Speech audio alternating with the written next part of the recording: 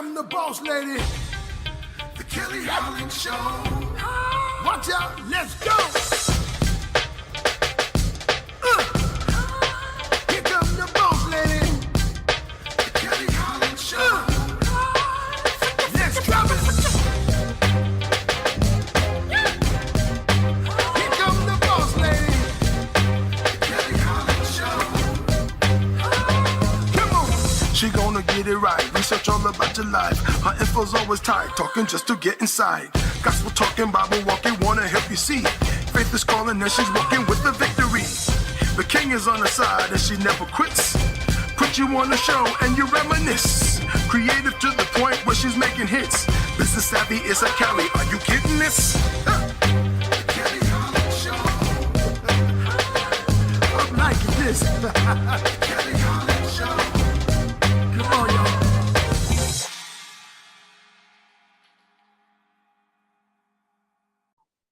Thank you so much for joining us today and welcome to the Kelly Holland Show. I'm so excited to have this newly opportunity given unto me, and I'm so even more excited to share all the lovely guests that come onto this platform. Today we have Mr. Jason Davis with us. Hello, sir. How are you doing, Kelly? I am well, and yourself? I am doing excellent. It's a wonderful day. Excited to be here. Glad to have you. I know you as the king of the Clubhouse app, but others should also know that you run the Jericho Force Enterprises. Give us some background on Jericho Force Enterprises and a little bit about yourself. Yeah, sure. So I started my business, Jericho Force Enterprises, back in 2017, and I started off doing one-on-one financial coaching with families and small business owners. And so I focus on, from a financial education perspective, a lot of people, they need those foundational pieces. A lot of people want to jump to the building wealth, but they don't have the foundation, and that's budgeting, saving, debt, and credit. You get those four, then it's a lot easier to get to, the fun stuff, Kelly, like real estate and the stock market. So I started off doing that. And then as I began to look at my data, I realized a lot of the people I was serving, they were small business owners. So I started to lean more deeply into that, and they would bring up other issues like leadership and management, things like that. So I morphed over time into just a growth-based platform. So now I just flat out, I help business owners grow so that they can reach their full potential. So that's a little bit about what I do on the Jericho Force side. I speak, I coach, I train, I do a leadership experience, and I assess behavior using the DISC personality assessment. And then just a little bit about me, married to my lovely wife of 5 years as of this past March. So excited to be, I always tell her we're in 5 dot now, 5 and counting. I know the folks that if you're watching this, you're going to say, those kids are just young. Well, hey, we're celebrating every step of the way. We met in college at Georgia Tech.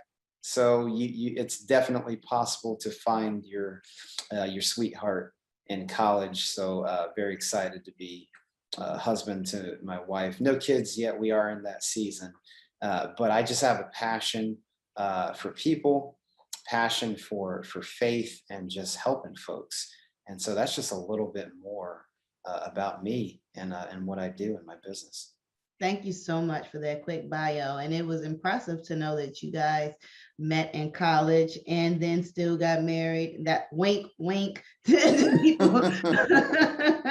There was priorities there. So, there was, absolutely. I definitely understand that path. I too teach financial literacy. My main audience is youth and young adults. Of course, that's not a curriculum within their education, at least not in the public schools that I attended. And then when these young adults come out of school, they know that a job is needed. But just like you said, savings, debt management, being able to forecast your income and know no one's stealing from you, being able to save enough and only shop when you reach a certain goal instead of saying, I'm about to spend this whole check, and I'll get another one back. Girl, you're going to be broke for 3-4 days. I promise you. you spend that whole check. It ain't gonna last. So, Right. and that item you purchase is not worth it. So yeah, we go through a lot of steps to finally reach their financial potential, especially young mothers and fathers. Some in middle school, some in high school, that I have to transition into the reality of this world, which is, money, security, and healthy spending habits. So I'm glad we have that in common. What do you think today's youth is lacking that is pertinent for the new world? Oof, that is a loaded question, I Kelly. know you can go any way with it though. See how There's lucky so you many. are. I would say, and this is, the generations above them. We're partially to blame for this. I think because we live in an information age. There's Instagram, there's Twitter, Facebook, and TikTok. There's all this info, and I feel like the kids kind of get lost in the middle of all that, and so I feel like it's purpose, right? I feel Mhm. like the kids need a sense of a fortitude, a foundation.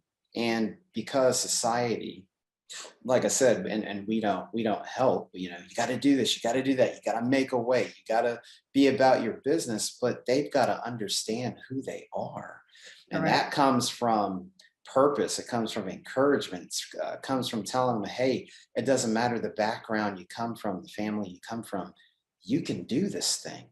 So I Mhm. think that's a big thing plaguing our kids today. And I have the luxury of speaking to kids in different capacities and whatnot. And that's what I really see is just we get so busy in this fast paced world. And I think our kids are, though they're more advanced in dealing with things younger, but we don't just allow kids to be kids anymore, right? With this amount of connectivity and you got to do something, you got to make something of yourself.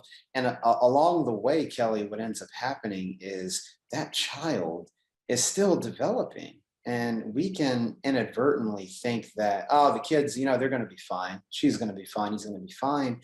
But they got to know who they are. And so we've got to be intentional about encouraging them and telling them that, hey, you can do this. You've got a community of people around you that can do this, whether that's supporting you in your learning journey, your career. I can't tell you the number of stories, Kelly, where kids, they remember this stuff. They get to the young, college, young adult age, and they remember something negative that a teacher or a coach or a parent, even unfortunately, they remember that stuff and they take it to heart. And we can derail these kids for months and years to come. So, Kelly, I'd say that's a big thing for today's youth is we've got to help them have a sense of purpose and Correct. passion. Yeah. I can't agree with you more. Even in my personal life, I had to come to the realization that my daughter does not want to go to college. There's Mhm. nothing about her that wants to go into higher education. She'd rather go to trade school. She'd rather Mhm. join the FBI or some type of criminal catching association. Mhm. um, and I had to live with that. I come from education. I have a master's degree. They watched me go through it. My education didn't come until I was a full-grown adult with children. So they watched me go through it one degree at a time, AA, BS, MS. And I just knew my daughter was going to college. So we did all the research through careers, what schools could give her the information for that career. And she just came to me the other day like, Mom, can I just go to community college? I really don't know what I want to do. That was not a dig to me. That was her finding purpose within herself. That was her acknowledging that education is still important. That was her saying, I don't want to waste money. That was her saying, I've made my decision and I would like to be a liberal arts major for 2 years. And perhaps once I get all those gen ed creds out the way, I have a better idea of where, I would like to spend my career. I didn't think that was the traditional answer, but I did applaud her because she said, I'm still going to achieve a goal, although I don't quite know all the ins and out. And that's also important in our life when we set these goals. Many times we don't have the wherewithal. Many times we don't have the resources. Many times we don't have the network, but we have intuition, we have will, we have guidance. And if you're spiritual like me, you have the Lord on your side. And so within that prayer life, it's much easier for the things to come to you as long as you ask God for it. Father, please help me break into this area of business. Lord, give me the network that I need to move forward. Help me reach the resources that are important to get to the levels that you want me to reach. And at the same time, I still have no idea. So we're going on faith, right? And we're going on the confidence that we have within ourselves or within God. And so when people can turn nothing into something, at least one time out of their life, that there is your miracle. It's not the burning bush you need to look for, sweetheart. It's the how this was achieved without me doing anything, or somebody just making a phone call and boom, it was done. Very little effort goes into the miracles that are given to us, and they're given to us because we needed a jump start. Do you agree or disagree? Ooh, listen, Kelly, if you had a church and we're preaching, I would be right there. And the Lord said, and the Lord said, grab your neighbor, I feel a shout coming on. Yeah, listen, if you were preaching, I would be there. I can't agree more, Kelly, and I love the transparency that you shared with your daughter, and that is a prime example of mother and daughter having a open enough relationship as mother and daughter to come together and have a tough conversation about just the reality of things and where she's at and what she's trying to do. So I just want to commend you for having that conversation. And I believe with the support you're giving her and with her giving that confidence, that's part of her foundation. She's seen her mother, she's seen the path that you've walked. And then now she's, it was said to me years ago, everybody, the family, it's all one tree, but everybody has their own root, their own offshoot. They'll always be part of the tree. She'll always be part of your tree. So I love that interaction there. And it's those kinds of conversations I wish that every kid, every mother, daughter, every father, son, every father, daughter, every mother and son can have. Hey, mom, dad, this is what I believe that I can do, and I'd like to do this. And I feel like kids, even in those formative years, even going into college, there's always, I feel like they're walking around these invisible signs of, mom or dad, do you approve? Is this okay? And so in that moment you brought, I want to be something. Or I want to be something. Yeah. So I absolutely agree. Kelly, you get me excited. I'm gonna tell you. I'm excited. I'll tell you that much. All day, honey, all day. We can do this. And I would love to come on to your show when it's up and running, so we can continue on with the conversation. In my experience, especially in the Black community, we're taught when you're 18, you're moving out, you're on your own, you're an adult. I used to subscribe to that methodology, and now I don't. I now see that it's too much of a struggle to have these financial burdens fresh out of school. And I believe in my household and for whomever I'm coaching at the time, that it's not important to get them out the house soon as they turn 18. It's important to make sure they are world ready, that they have the life skills. And that may require more time, maturity, that may require more of an adult relationship now that your child is growner and now that they have this older age, you can start to feed into them more of these adult situations and advice. And also help them to be financially prepared when it's time to leave. Sweetheart, you can move out when you finish college. You can move out anytime before you're 30. You can move out when you're 30. I really don't care the time limit. I want to make sure you are financially prepared. I want to make sure you are doing things in the right manner. Like you said, we went to college, we got married, we're having kids in this season. That's the exactly way it needs to happen. I don't need no teenage babies around here because you're still growing up, baby. You're still growing up, and you need so much more help to get where you need to go now that you brought this new life into the world. Even although it's precious, right, that wasn't quite the order. And if that is your reality, that doesn't mean you're not able to grow. That doesn't mean you're not able to still do. It's just going to take you a little longer, and it's going to cost you a lot more money. Yeah, Do you Absolutely. think kids need to be put out at the age of 18?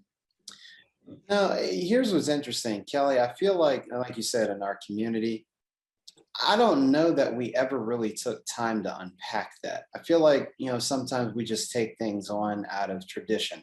And Mhm. I'm not knocking, maybe for certain people, they needed to at 18. But if you look at the world that we live in and the student loan crisis and whatnot, I'm a big believer it's always ever taken a village. And so I think it's important in the Black community to step back and say, okay, well, first of all, where did that come from? I Like, have no hey, when you hit idea. 18, that you're gone. It's like, well, let's look at the origin. A, where did that come from? B, what does it mean for my household? Hmm. Or depending on your household, it might be advent, and key word on might. It might be advantageous for that son or daughter to leave the house at 18. I don't think we can make blanket statements like that, because every family is different, right?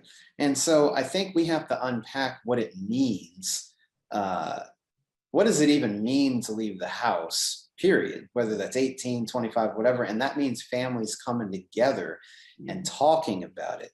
The Bible talks about training a child up in the way he should go. And when they grow old, they Mhm. won't turn from it. So it's that spiritual foundation, it's a life skill foundation, it's a financial foundation, it's a values, principles foundation that they're getting in the house. And so, depending on the circumstance, like, well, this child might want to go to community college, or they want to go to trade school, or they want to go get their bachelor's, or they have a plan like shortly after their bachelor's, they want to go get their master's. I think parents have to talk openly with their kids about it. It's okay to set goals, it's okay to change goals, it's okay to not initially know what you want to do. There are resources, and in talking things out, we can handle it together.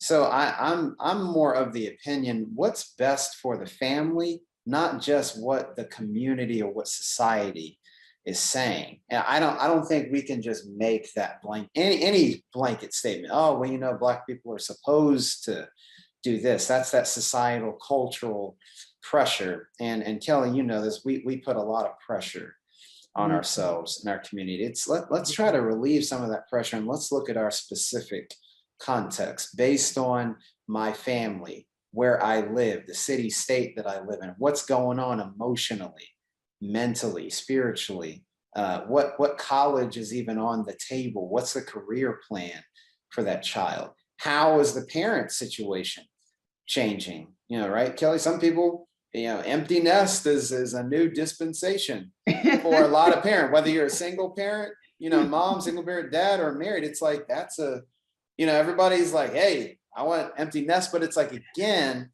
what does that look like? We can't just lean off of, well, they say, because they said in a magazine or on TV show or on the radio or on the podcast that empty nest is supposed to look this way. No, I think stepping back, what does it actually look like? The process of children leaving home, It whether just that's looks like summer 18. break. No, just summer break, 'cause that's why I'm laughing. I'm like, mine left yesterday. Right. But they're Yeah. coming back. Yeah. That permanent push, though, that could be detrimental Yeah. to some. It really can. Tell us more, and let's switch subjects a little bit Mhm. about Jericho Force Enterprises. Yeah, absolutely. Well, I talked about earlier that I help business owners grow so that they reach their full potential. What does that mean? Exactly. Well, we take an approach that's three parts. We look at business growth, personal growth, and spiritual growth. So if you're followers of Christ, like Kelly and I, a big part of your growing in your business and being successful, and even your personal growth, maturing and changing, is your faith. And so you've got to have a faith foundation. So in my business, we talk about how all three of those are layered together. Yes, the business finances. Yes, the marketing plan and what systems. I'm big on that. On the money side, I teach on personal finance, but I also talk about the business finances and the systems that are in play. Do you have a way to take payment? Do you have a Mhm. way to market what you do?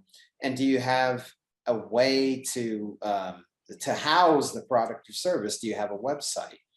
Do you have a warehouse? Whatever that is, those are usually the three things you need to get going. And then there's the personal growth aspect, Kelly. So I do, one of the things I do in mastermind groups was just a peer-to-peer mentoring concept with a small group of people, 6 to 12 folks, because we unpack concepts like personal growth. And so I run masterminds on the 15 invaluable laws of growth, because we must be growing as people. One mistake we make, Kelly, is we just automatically assume that growth is going to happen. No, John Maxwell talks about the law of intentionality, and that means growth doesn't just happen. Some people, Kelly, unfortunately, they don't have 20 years of experience. They have the same experience over 20 years. Well, you don't want to do that. You want to be growing year to year. And that means there's something that I have to do. How am I handling life as it comes at me? How am I handling business? And then last but certainly not least, that spiritual component, spiritual disciplines. Am I in community? Am I reading God's word? Am I inviting the Lord into my place of work so that both my work and my soul can thrive? So those are the three areas we focus on: business growth, personal growth, spiritual growth. And then we do that again with speaking, the coaching in groups. That's where the masterminds come in, trainings, various trainings that we do. One, I talk about the 5 E's of business engagement. What does it mean to have an engaged business from a faith standpoint and from a business standpoint? They go together. There's no compartmentalization. So we talk about that. And so that's what we focus on with speaking, coaching, training, the leadership experience, and assessing behavior. So Kelly, it's big self-awareness, right? You got to understand, in order to grow yourself, you got to know yourself. Correct. And so all of my clients, I have them take their DISC assessment so they can understand, hey, am I more introverted or am I more extroverted? Am I more task oriented or am I more relational oriented? And we talk about a personal development growth plan. Like, Jason, that's great. I'm a D and that's red. What does that mean? Okay, so here's some things. D meaning dominance. So here as a result of your assessment, here's what we can do. Here's how it'll help you grow personally, and here's how it impacts your business and the people around you. So that's what we touch on, Kelly. And even my book that I just launched back in March, Fortify Being Rooted in God's Plan for Work and Business. That's another resource that I help my business owners go through. Is like, hey, we got to integrate our faith into the work that we do. And here's some practical ways to do so with our values, with our leadership, with our finances, with our growth, with teamwork. I unpack 10 areas of work. So that's a little bit more about Jericho Force Enterprises. You're getting me going today, Kelly. I love it. I love it. I love it. And I like the business model that you set up. Quick question. What is your majority demographic?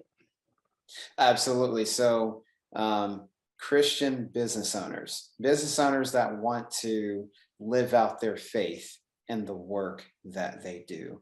And Kelly, just being transparent, that was new for me. Before I wrote the book, I was being obedient. Look, pandemic, we were sheltered in place. A lot of people were doing things, now all of us, we were eating some good food. We were hitting Uber Eats and DoorDash and all that.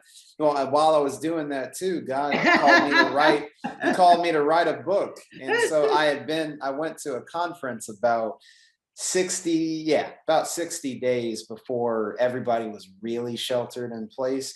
And I was at a men's conference, and God really spoke to me and said, Jason, this is what I want you to write concerning the business community and how to inject your faith into it. So it was a little bit of a pivot, because in 2017, I was just doing the one-on-one financial coaching, focusing on that budgeting, saving, debt, and credit.